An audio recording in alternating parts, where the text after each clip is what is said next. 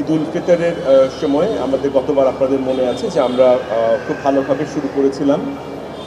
দুটি অনাকাঙ্ক্ষিত দুর্ঘটনার ফলে আপনারা জানেন যে পশ্চিমাঞ্চলে একটি রেল ডিরেলমেন্ট হয়েছিল, আর কুমিল্লার পদুয়ার বাজারের কাছে একটি লেভেল ক্রসিং একটি বাসের সঙ্গে একটি দুর্ঘটনা ঘটেছিল। এটা ছাড়া আমাদের আসলে তেমন উল্লেখযোগ্য দুর্ঘটনা ঘটেনি। আমাদের স্কেডিউল মোটামুটি ঠিক ছিল।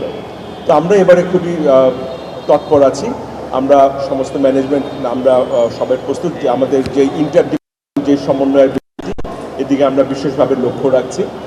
আমরা আশা করছি যে এবার অন্যান্য বারের মতোই, মানে গত বছর এবং গতবার ঈদের মতোই আমরা একটা স্বস্তিদায়ক ঈদ আপনাদেরকে উপহার দিতে পারবো।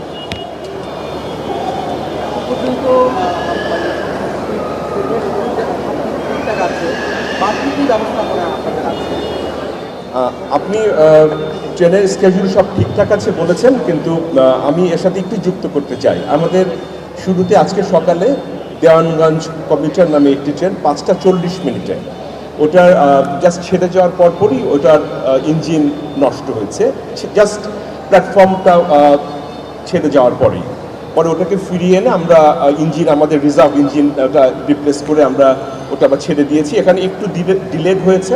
অ্যাকর্ডিংলি পরের বেশ কটা ট্রেন এই 15 মিনিট থেকে আধা ঘন্টা ডিলেড হয়েছে। আমি এইমাত্র প্ল্যাটফর্ম থেকে আসলাম যে রংপুর এক্সপ্রেস যেটি ছিল সেটি 18 মিনিট দেরি করে 9:30টায় ছেড়ে গেল। আর এরপরে যেটা আছে জামালপুর এক্সপ্রেস 10টার সময় ওটার স্কেডিউল একদম ঠিক আছে। অর্থাৎ আমরা এটুকু বলতে পারি যে আমাদের স্কেডিউল শুরুতে একটু বিলম্ব হয়েছে, যান্ত্রিক ত্রুটি ছিল, এখন সেটা ঠিক হয়ে এসছে। এরপর থেকে আমরা আশা করছি আর কোনো এরকম বিলম্ব হবে না। আমরা দেখছি না। আমরা এই মুহূর্তে যে প্রস্তুতি আমাদের আছে, আমাদের আসন্ন এই ঈদ উল আজহার এই যাত্রাতে আমরা কোনো রকমের শিডিউল বিপর্যয়ের আমরা সম্ভাবনা দেখছি না। ট্রেনের ছাদে ওঠা আজকে এইমাত্র একটা ট্রেন ছেড়ে গেল। আপনাদের সাংবাদিকরা আপনি ছিলেন তো নিশ্চয়ই, আপনি ছাদে লোক দেখেছেন? দেখেননি? হ্যাঁ, আমরা যেটা হচ্ছে আপনি যেটা বলেছেন যে একদম যেটা এক্সট্রিম ছুটি, যখন সাধারণত গার্মেন্টসগুলো যখন ছুটি হয় তখন ঈদের ঠিক 2 দিন আগে 1 দিন আগের বিষয়টা, সেই সময় আমরা চেষ্টা করব যেন ছাদে না উঠতে পারে। তবে আপনারা জানেন যে উত্তরবঙ্গগামী যে সমস্ত ট্রেনগুলো আছে সেগুলোতে আসলে ছাদে ওঠার একটু টেন্ডেন্সি আমরা অন্যবার আমাদের অভিজ্ঞতা থেকে লক্ষ্য করেছি। কাজে এই জিনিসটি যেন না হয়, আমরা আমাদের আইনশৃঙ্খলা বাহিনী যারা আছে, আমাদের রেল নিরাপত্তা বাহিনী, আমাদের জিআরপি যারা আছেন তাদেরকে সব কিছু আমরা প্রস্তুতি নিয়ে রেখেছি। আমরা চেষ্টা করে দেখব, আমরা অবশ্যই চেষ্টা করবো, আমাদের আপনার চেষ্টা থাকবে। কারণ ছাদে যাত্রী ওঠাটা আমাদের বাংলাদেশ রেলওয়ে রেল চলাচলের ক্ষেত্রে যেমন ঝুঁকিপূর্ণ, একইভাবে সে যারা উঠছে তাদের জন্য কিন্তু ঝুঁকিপূর্ণ।